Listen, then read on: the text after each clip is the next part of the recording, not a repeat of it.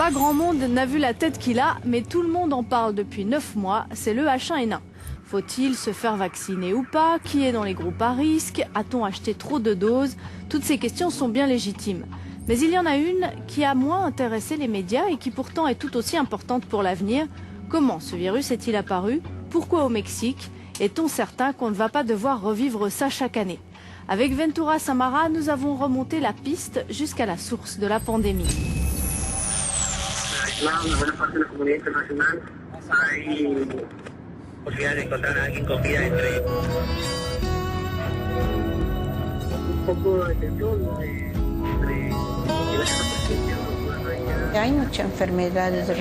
y a beaucoup de maladies respiratoires et gastro-intestinales, en particulier chez les enfants. Le bébé, quand il a commencé à tousser, il vomissait aussi.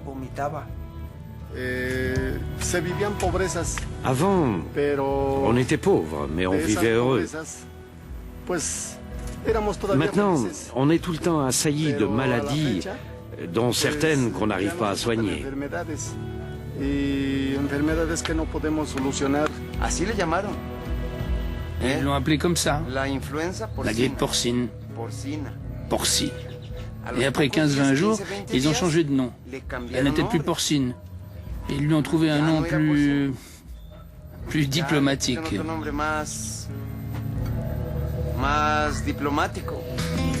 Route fédérale 140 entre Mexico et Jalapa. Cette route, Octavio Rosas Landa la connaît bien. Ce professeur d'économie à l'Université autonome de Mexico sera notre guide. Direction La Gloria, un village de 3000 habitants à 4 heures de route de la capitale. L'épicentre de la pandémie.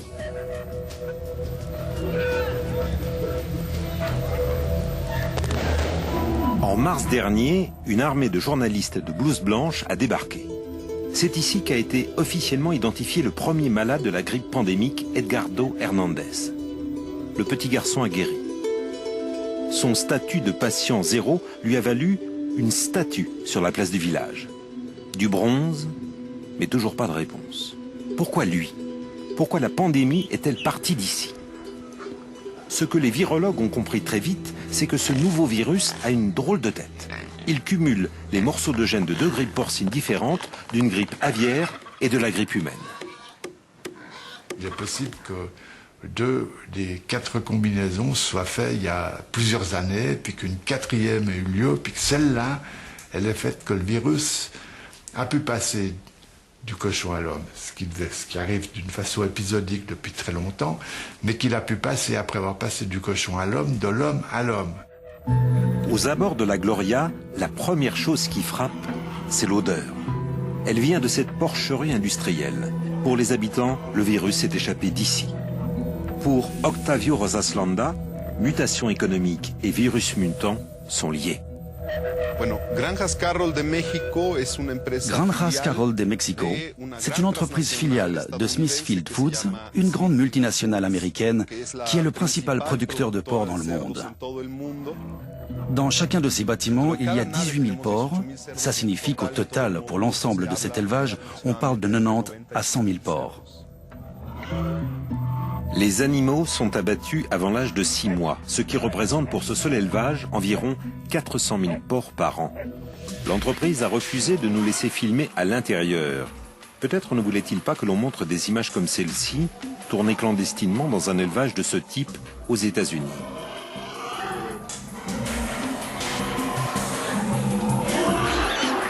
Officiellement, l'entreprise nous a refusé l'accès pour des raisons de biosécurité. Il est vrai qu'entre le cochon et l'homme, les virus circulent facilement. Dans la région, les occasions ne manquent pas.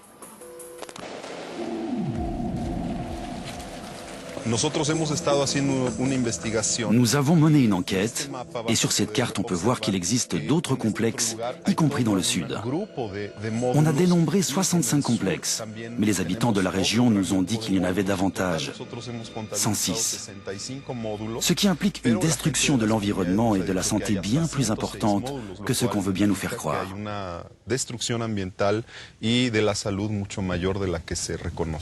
5 à 6 millions de porcs vivent en permanence dans une région plus petite que la Suisse romande. Un porc génère 8 fois plus d'excréments qu'un humain. Ça signifie qu'ici nous parlons des excréments de l'équivalent d'environ 40 millions de personnes. C'est le double de la population de Mexico City. Les déjections sont pour les Mexicains. La viande, elle, sera consommée par les Américains. Depuis longtemps, les habitants de cette région se plaignent de problèmes respiratoires à répétition. Personne ne les écoute. Alors, quand Smithfield a voulu construire une porcherie supplémentaire en 2005, ils se sont interposés.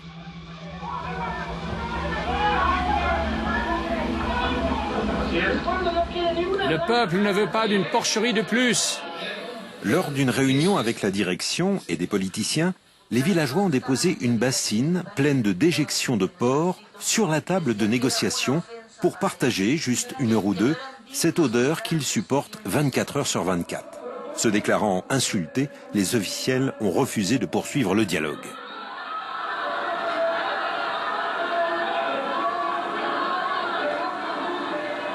Nous avons rencontré plusieurs habitants de la Gloria en préparant cette enquête. Tous nous ont raconté leur lutte, les intimidations de la Smithfield, l'indifférence du gouvernement. Mais au moment d'enregistrer leurs témoignages, la crainte fut trop forte. Est-ce qu'on peut les interviewer? Ils n'ont pas voulu parler devant la caméra. Pourquoi? Ils ont peur des représailles. Il y a eu beaucoup de répression, ce qui crée une grande division au sein de la communauté. C'est pour ça qu'ils ont peur. Nous devons partir.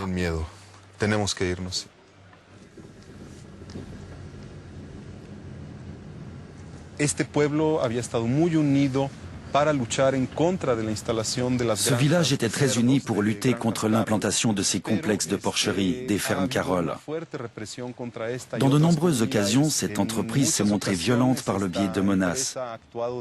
Nous savons qu'ils ont appelé de nombreuses personnes au téléphone, y compris pour les menacer de mort. Il y a des gens qui ont été frappés. L'un d'entre eux a eu un bras cassé et on dénombre toutes sortes d'autres intimidations.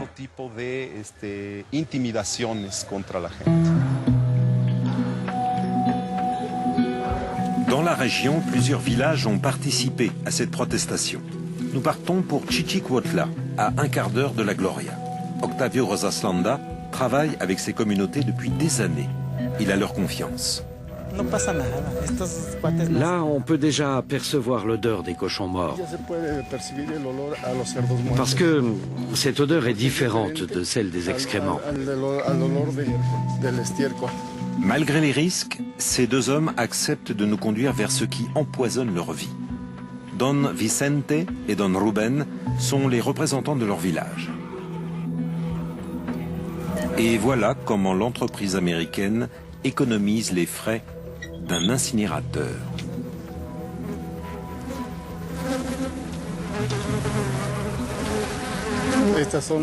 Ça, c'est la putréfaction qui s'infiltre dans le sous-sol où se trouve l'eau potable que nous consommons. Ça, les fermes Carole et le gouvernement prétendent que ça ne nous affecte pas.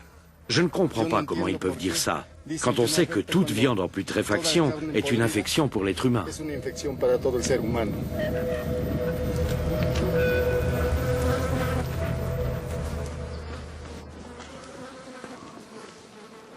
Elles sont scellées.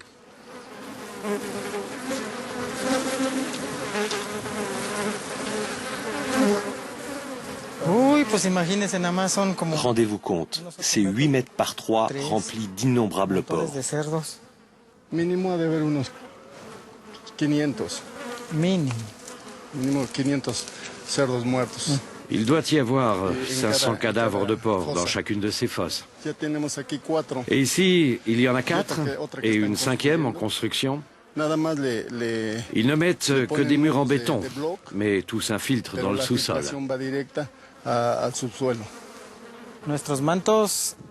Notre nappe phréatique est à 10 mètres de profondeur.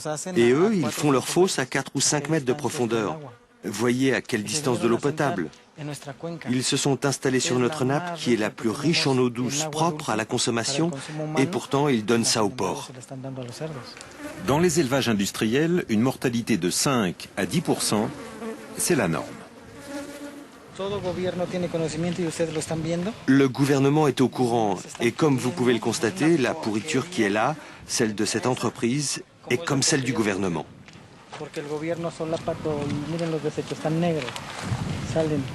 Regardez ces lagunes toutes noires de déjection. Comme vous pouvez le voir, sur toutes les berges, il y a des détritus avec des seringues. Ces seringues devraient être recyclées dans des poubelles appropriées, mais ils les jettent dans la lagune. Ce mélange de déjection et de produits vétérinaires décante à ciel ouvert. Les gaz et l'ammoniac de l'urine de porc rendent l'air irrespirable. Une partie du liquide s'évapore, le reste passe dans le sous-sol et la nappe phréatique. Les seringues signent la présence d'hormones et d'antibiotiques. On appelle ces étendues brunâtres des lagons d'oxydation. La captation d'eau potable pour le village est là, juste à côté de la porcherie. Les résidus solides de ces tonnes de déjection sont simplement déversés sur les terrains alentours qui jouxtent les cultures des paysans.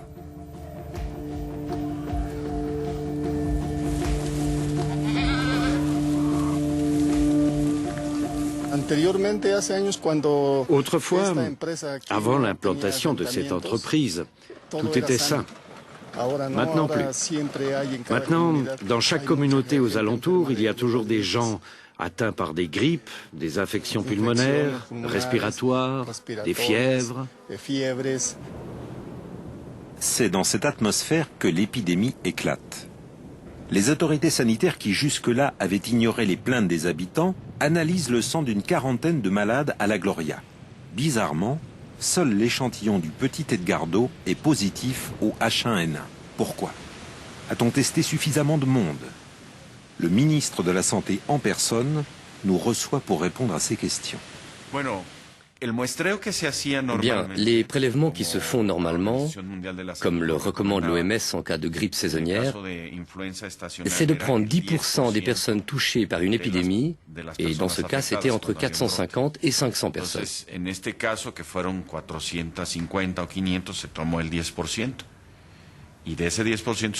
Nous avons testé le 10% des malades et sur ce 10%, un seul était positif.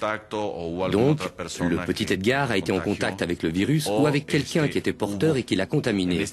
Cela signifie qu'en dehors de ces 10% testés, il y avait peut-être d'autres personnes contaminées par le H1N1. Mais comment vous expliquez que seulement ce petit garçon a été contaminé alors que cette maladie est très contagieuse? Je crois qu'à l'époque, le virus n'avait pas la capacité de se transmettre. Il l'a acquise ensuite. Quand et pourquoi le virus est-il devenu plus agressif jusqu'à réussir à se transmettre d'homme à homme? On ne le saura jamais. Ce n'est que des semaines après que les autorités se décident enfin à tester tous les habitants. Plusieurs mois ont passé, au moins 5 ou 6 depuis qu'ils ont fait les prélèvements de sang et de salive sur la population. Mais à ce jour, personne n'a reçu le moindre résultat de ces analyses. Parce que les habitants, ils n'ont pas reçu les résultats de ces analyses, ils ne savent pas s'ils étaient positifs ou non. Il n'y a aucun résultat positif à part celui du petit Edgar. D'autres étaient positifs, mais seulement à la grippe saisonnière, et la plupart, la majorité, étaient négatifs. Prendre du sang aux gens et ne pas leur donner le résultat alors qu'ils sont inquiets donne une petite idée de la considération dont bénéficient ces villageois. Si c'est bien dans cette région que le virus a pu acquérir la capacité de se transmettre facilement d'homme à homme, il aurait peut-être été intéressant de tester aussi quelques habitants des villages voisins de la Gloria, ce qui n'a pas été fait. Pourtant, eux aussi sont victimes de maladies respiratoires étranges, et pas seulement en hiver. Vous avez été malade aussi, Doña Teresa? Mais oui, actuellement beaucoup de personnes sont malades de la grippe. Et aussi des enfants. Ici même un autre enfant a attrapé la grippe. Et ils ont beaucoup de fièvre. Comme pour nous prouver ses dires, Donna Teresa tient à nous présenter ses voisins qui se débattent avec ces infections. Oui, il a une forte toux. Et il est fiévreux.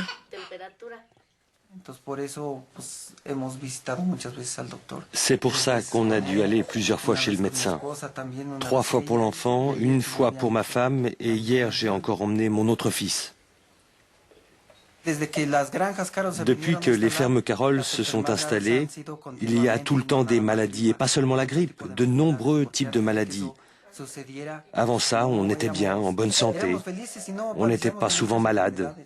À l'époque, une petite grippe, on la soignait avec 1 ou 2 pastilles, un thé, et maintenant on a besoin de beaucoup plus de médicaments.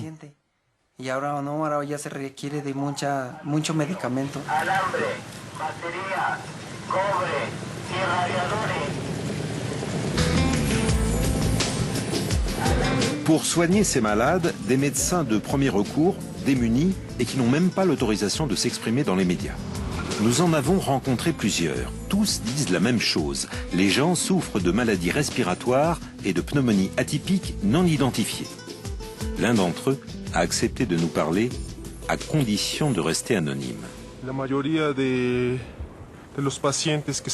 La majorité des patients qui viennent, le 85%, présentent ces symptômes, des infections respiratoires aiguës, généralement des bronchopneumonies, pharyngite, sinusite, des pharyngo-amygdalites purulentes, virales, bactériennes. C'est une diversité, mais cette épidémie ressemble dans tous ses paramètres aux symptômes du H1N1.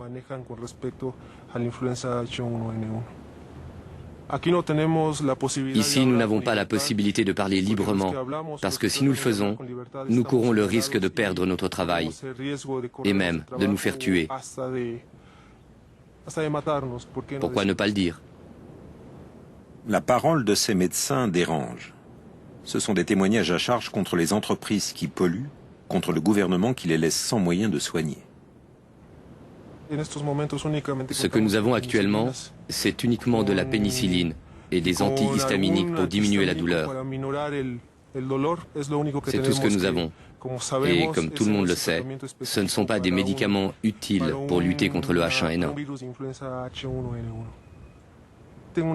Je suis très inquiet. On est tous très inquiets. Notre population tombe malade. La majorité est malade. On essaye de les soigner, mais c'est sans effet. Donc on ne sait pas quoi faire. On est très triste.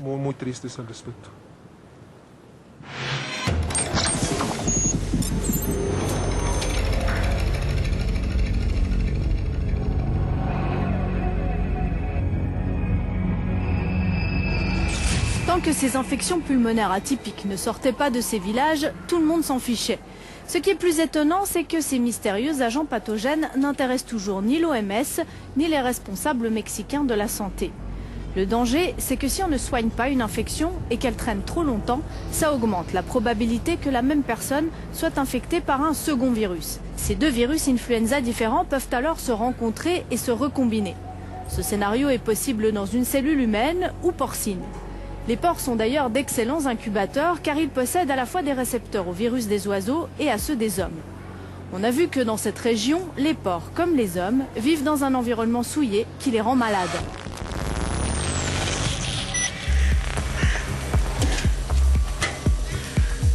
Christian Griot dirige l'Institut de virologie et d'immunoprophylaxie. Dans la campagne bernoise, ce labo de haute sécurité abrite des recherches sur le comportement des virus animaux et leur stratégie pour sauter la barrière des espèces. Nous lui avons demandé s'il y avait un lien entre les antibiotiques utilisés chez les porcs au Mexique et le fait que les gens soient tout le temps malades.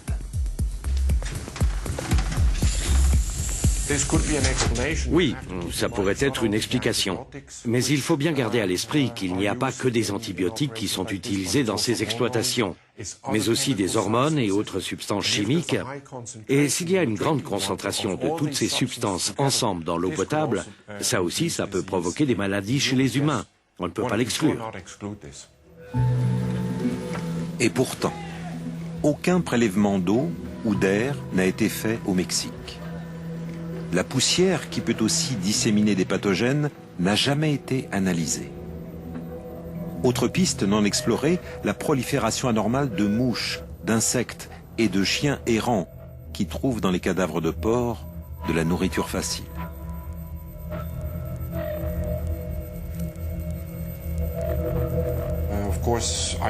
Je ne peux pas dire de quoi ces animaux sont morts. Ça peut être de stress, ça peut être de maladies infectieuses. Mais on voit sur ces images qu'il est aussi question de bien-être animal à cause de toutes ces griffures sur la peau. Ça peut venir du fait qu'ils se sont battus entre eux.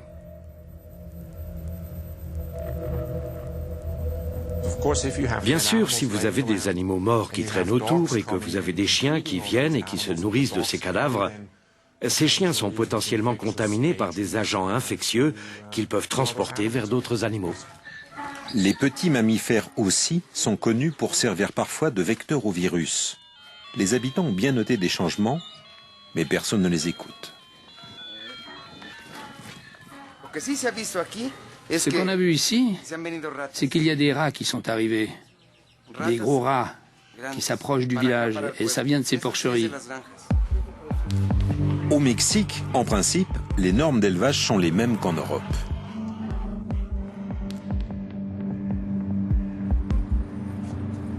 Basée à Paris, l'OIE, l'Organisation mondiale de la santé animale, compte 175 pays membres, dont le Mexique.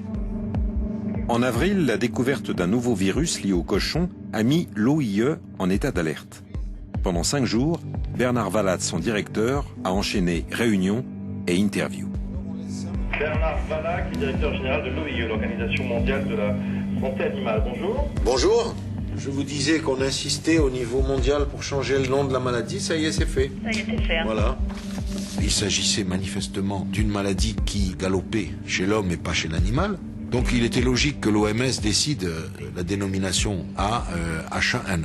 Mais sur la base de quoi vous pouvez affirmer qu'elle galopait pas non plus chez l'animal? Parce qu'on interrogeait évidemment les services vétérinaires mexicains, américains.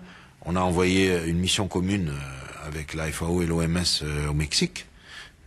Et ils sont allés dans les élevages immédiatement. Et ils ont pu voir qu'il n'y avait pas au Mexique un problème de grippe porcine chez le porc comparable à celui auquel on assistait chez l'homme. Excusez-moi, mais comment ils ont pu voir ça? Eh bien, les services mexicains les ont emmenés dans les élevages. Ils ont pu voir des porcs en bonne santé d'abord. Hein. Et alors, ils ont fait aussi des prélèvements et des analyses. Mais dans ce pays, c'est très difficile d'avoir les résultats des prélèvements et des analyses. L'OIE n'est pas une police des élevages. Elle ne peut que proposer à ses membres des normes scientifiques vétérinaires et apporter son expertise au gouvernement. Mais par exemple, laisser pourrir les cadavres dans un trou, c'est un problème. Il est extrêmement important, lorsqu'il y a une maladie, d'éliminer les animaux qui sont morts et de détruire les cadavres de ces animaux. C'est vraiment le b.a.-ba de la gestion sanitaire d'une maladie animale. Ni l'OIE, ni l'OMS, ni le gouvernement mexicain n'ont constaté et dénoncé ces irrégularités. Aucune mesure n'a été prise contre la filiale de Smithfield. La loi mexicaine exige pourtant que les cadavres de porc soient incinérés.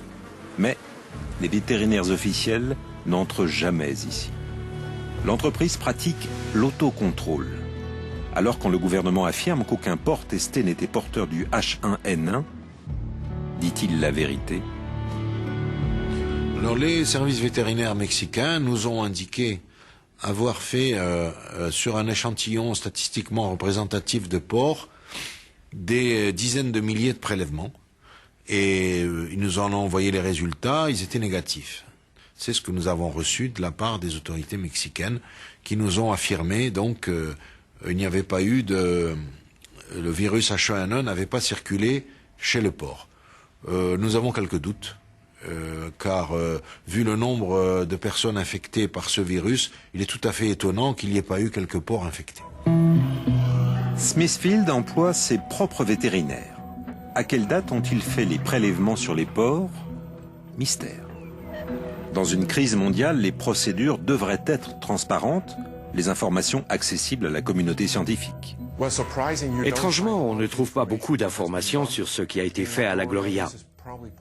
La raison probablement vient en partie du fait que c'est une très grosse compagnie américaine, Smithfield, qui contrôle toute l'exploitation.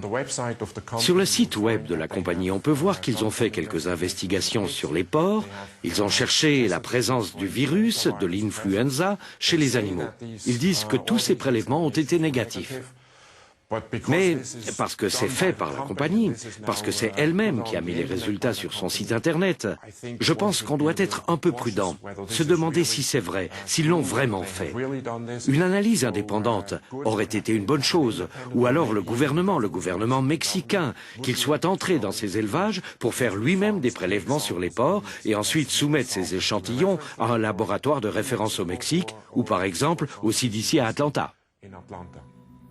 On ne saura donc jamais si le virus qui a infecté la planète est sorti de ces élevages ou non. Le ministre s'était pourtant engagé au mois de mars à considérer ces entreprises comme des sources potentielles de contamination. Aujourd'hui, il nie tout problème. Dans le cas de la Gloria, la surveillance qui se fait depuis longtemps a montré que ces fermes sont bien contrôlées et que ces élevages remplissent toutes les normes, tous les standards de protection de l'environnement et de l'eau pour éviter qu'il se produise ce genre de contamination. En fait, le problème pourrait venir des familles qui détiennent dans leur maison des porcs dans des conditions qui ne sont, sur le plan sanitaire, pas les meilleures. Alors quoi? La responsable serait peut-être cette dame? Bien sûr, les petites basses-cours peuvent aussi servir d'incubateurs pour des réassortiments ou des mutations de virus. À l'arrière de presque chaque maison, on trouve des volailles, du petit bétail et des cochons. Pour des raisons de biosécurité, les employés de Smithfield Carroll n'ont d'ailleurs pas le droit de détenir d'animaux à la maison. Mais si la famille et les voisins en ont, difficile d'imaginer que jamais aucun virus ne circule entre ces deux mondes. Les rats et les souris qui pullulent ici ne portent ni masque, ni gants quand ils se faufilent dans les porcheries industrielles.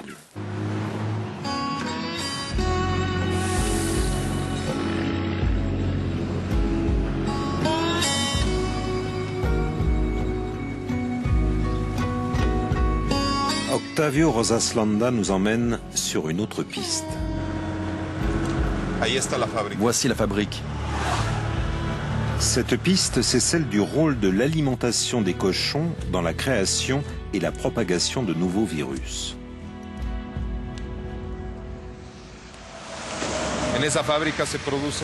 Dans cette fabrique, ils produisent les aliments pour les élevages, pour les millions de cochons qu'il y a dans cette région et qui appartiennent à Smithfield.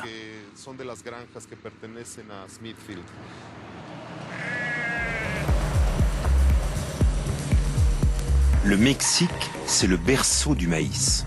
Mais la multinationale de la viande n'achète rien de ce qui pousse dans cette région. Les cochons sont nourris avec des OGM. Le maïs, le soja et les céréales viennent des États-Unis, du Canada ou d'ailleurs. Les habitants n'ont droit qu'au trafic des camions qui apportent la matière première. Des antibiotiques et des facteurs de croissance sont ici directement mélangés aux aliments. Le seul ingrédient local de ce menu, ce sont les déchets des fermes de volailles voisines. Les animaux morts peuvent servir de nourriture aux porcs. Un mélange de litière, d'excréments, de plumes, de sang et de carcasses de poulet. Nourrir des porcs avec des sous-produits d'élevage avicole peut être possible et sans risque, mais à condition de faire subir un traitement thermique à ce genre de produits. Et donc, je ne sais pas s'ils le font ou pas. Mais s'ils le font correctement, le risque peut être réduit à 0. Mais ça aussi, c'est le travail des vétérinaires de vérifier ça? Oui, normalement, les lois doivent prévoir des obligations pour les producteurs en termes de sécurisation de produits à risque. Et les lois doivent prévoir également qui contrôle leur application. Dans cette enquête, nous avons appris que les vétérinaires du ministère mexicain de l'Agriculture ne font jamais aucun contrôle surprise pour vérifier que ces aliments sont correctement chauffés. Ce n'est pas inhabituel de nourrir des cochons avec des déjections de volailles ou avec des volailles mortes. En fait, c'est une pratique assez commune, plus en Europe ni en Suisse. Mais je pense que dans des industries comme celle-là, c'est ce qu'ils font. Ils appellent ça du recyclage de protéines, avec le risque d'introduire des agents pathogènes, comme le virus de l'influenza, dans des élevages de porcs comme ceux-ci. Pour survivre à un régime pareil, il faut des races de porcs spécialement sélectionnées. Dans ce type d'élevage, on injecte au truie des hormones sexuelles pour augmenter les portées, pour planifier les naissances et pour qu'elles fassent plus de lait. On pique les animaux avec des antioxydants, des hormones et des antibiotiques pour accélérer leur croissance. Sur le marché de la viande, personne ne peut faire moins cher que Smithfield Foods. Ils les engraissent comme ça. Nous, nos cochons, on leur donne du maïs concassé, de l'alfalfa, des restes. Mais on met 6 à 7 mois pour élever un cochon de cette taille-là. Là-bas, en 3 mois, ils passent de tout petits à des cochons gros comme ça. En 3 mois. Mais qu'est-ce qu'ils leur donnent pour les faire grossir à ce point? Qui sait?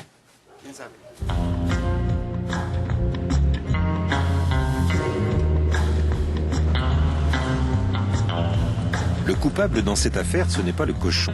C'est un modèle économique. Avec H1N1, les villageois ont espéré que les choses allaient changer. Dans ce document signé par le gouvernement et par les représentants mexicains de Smithfield Foods, figurent des engagements. Incinérer les cadavres, équiper les lagons de bâches étanches pour limiter la contamination de l'eau, construire des récupérateurs de méthane, en d'autres termes, obliger Smithfield à se plier aux lois environnementales mexicaines.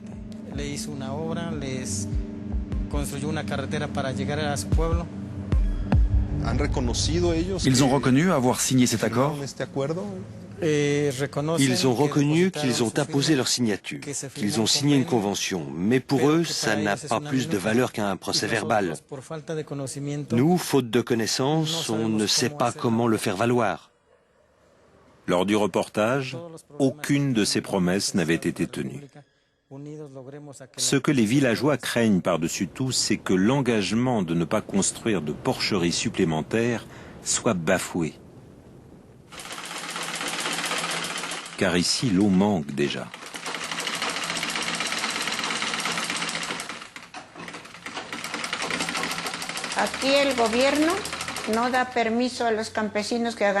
Ici, le gouvernement ne donne pas aux paysans le droit de creuser de nouveaux puits pour l'arrosage parce que, d'après eux, c'est interdit. Et alors pourquoi ils laissent à chaque porcherie le droit d'avoir un puits? Parce que dans chaque ferme, ils ont un puits très profond. Ça veut dire quoi? Ça veut dire que le gouvernement est d'accord avec eux ou alors il leur donne des pots de vin? Malheureusement, ici au Mexique, il y a beaucoup de corruption, jusqu'au gouvernement. Dans le futur, l'eau va nous manquer. On le voit déjà dans nos lagunes, comme l'eau disparaît. Il n'y a pas de rivière dans cette région. Par endroits, les nappes phréatiques forment ces étendues d'eau. C'est l'unique richesse de ces terres agricoles.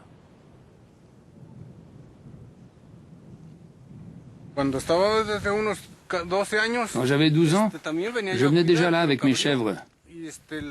L'eau, elle arrivait jusque-là. Elle couvrait même ces rochers que vous voyez là. On mesurait le niveau de l'eau.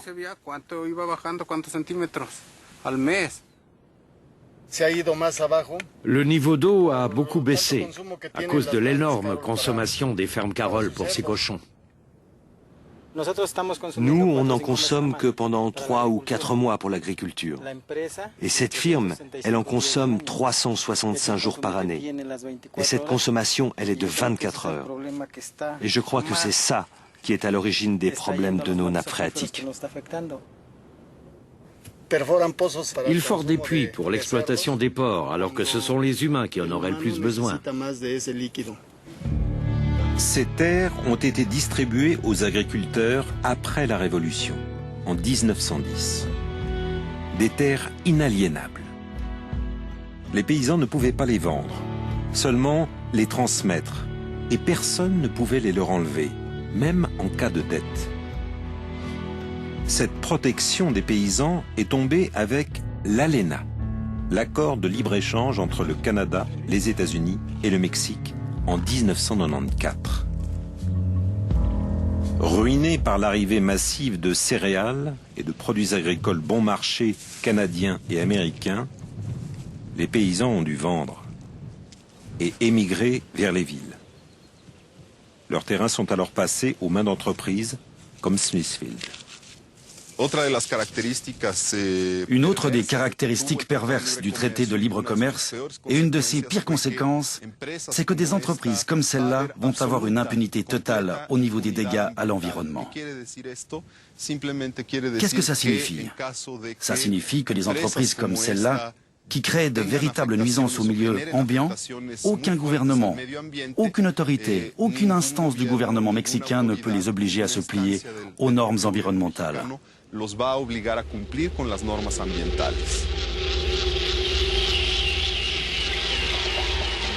Est-ce que vous pensez que le gouvernement mexicain va continuer à laisser des grandes fermes s'implanter comme ça, malgré le fait que c'est un modèle économique fragile, puisque dès qu'on parle de grippe porcine, les exportations sont stoppées, et parce que ça a un impact sur l'environnement et sur la santé des gens? Je crois que le gouvernement mexicain va continuer à appliquer la loi, non seulement en ce qui concerne les porcheries, mais également pour les élevages de volailles. Et toutes les entreprises qui respecteront la réglementation en vigueur sont les bienvenues. Et nous leur offrirons toutes les facilités pour s'installer si elles respectent les normes des autorités agricoles et sanitaires compétentes. Chez nous, les investisseurs étrangers sont toujours les bienvenus, pour autant qu'ils se plient à notre législation comme le font les investisseurs mexicains.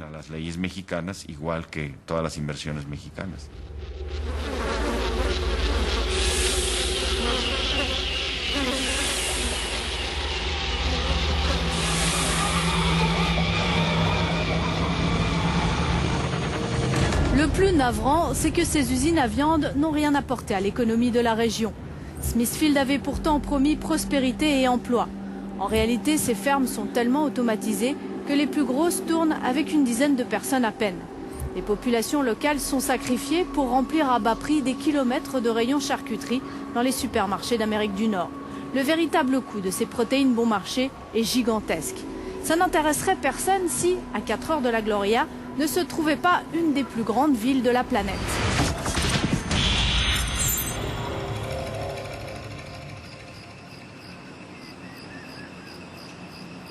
Une oasis de verdure au beau milieu de la mégalopole. C'est le jardin botanique de l'Université autonome de Mexico. Ces bâtiments abritent le C3, le Centre des sciences de la complexité. Il regroupe des scientifiques de toutes les disciplines. Ensemble, ils travaillent sur les sources et les réservoirs des nouveaux virus. Ce que nous savons, c'est que les pores sont le terrain ou l'organisme dans lequel peuvent se dérouler les recombinaisons de différents virus. Et une fois que cette recombinaison est faite, la barrière qui sépare les espèces se rompt. Des virus qui normalement n'infectent pas par exemple que des porcs ou que des oiseaux, une fois qu'ils se recombinent avec des virus humains à l'intérieur des porcs, ils peuvent sauter cette barrière et donc infecter depuis le porc vers l'humain. Ce qu'on a constaté, c'est que ces grandes concentrations des élevages industriels augmentent les possibilités de recombinaison de différents types de virus et ils deviennent de plus en plus résistants parce qu'on y utilise une grande quantité de produits pharmaceutiques. C'est ce qui a fait que, par exemple, au Brésil, c'est maintenant interdit de produire de la viande dans ces énormes élevages. Le pays fait la promotion d'une production plus familiale dans des plus petits groupes qui ne peuvent pas dépasser un certain nombre.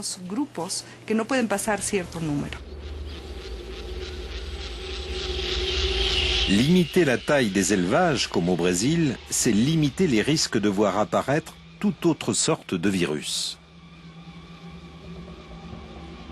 On risque d'épidémie à répétition parce que ce qui est nouveau, c'est qu'il y a une concentration de cochons absolument phénoménale dans certaines régions du monde, puis qu'en même temps, souvent, il y a même des concentrations d'oiseaux, c'est-à-dire de poulets, des fois de canards, et puis il y a des hommes. Donc il y a les 3 acteurs principaux du drame qui sont maintenant présents dans beaucoup de régions comme ils ne l'ont jamais été.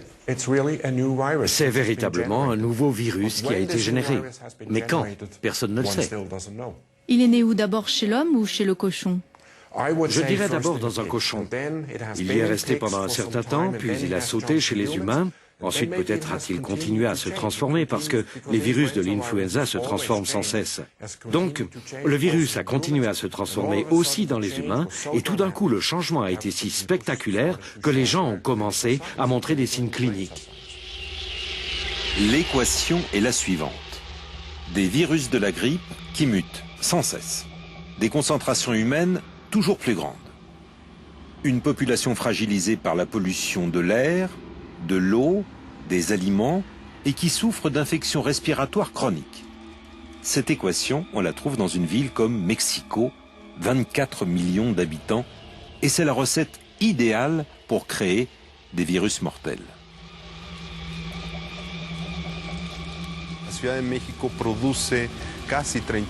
La cité de Mexico produit quasiment 30 000 tonnes d'ordures par jour. Et toutes ces ordures s'entassent dans des décharges comme celle-ci, qui est là au fond.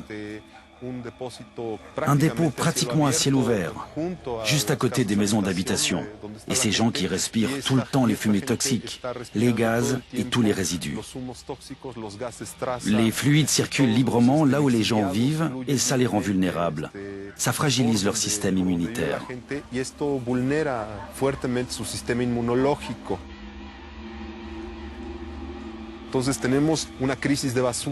On a une crise au niveau de la gestion des ordures, une pénurie et une contamination de l'eau, et en même temps une crise au niveau du système immunitaire et de l'alimentation des gens. Tout ça au milieu de la pire sécheresse de ces 60 dernières années dans le pays.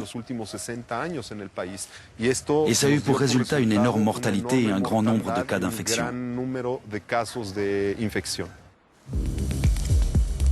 Quand l'épidémie s'est répandue à Mexico, les statistiques des décès étaient effrayantes.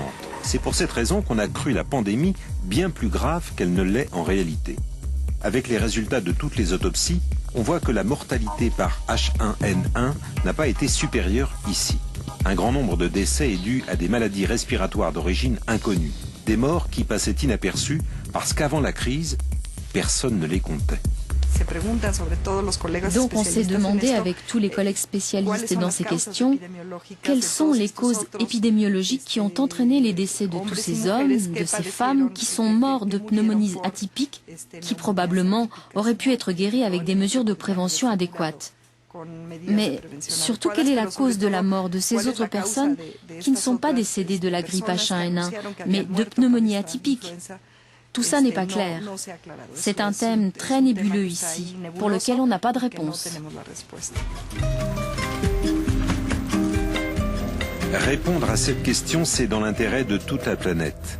Le fait que des virus non identifiés se promènent dans la population de cette ville, c'est aussi notre problème. Mexico City n'est qu'à quelques heures d'avion de New York, Tokyo, Nairobi ou Genève.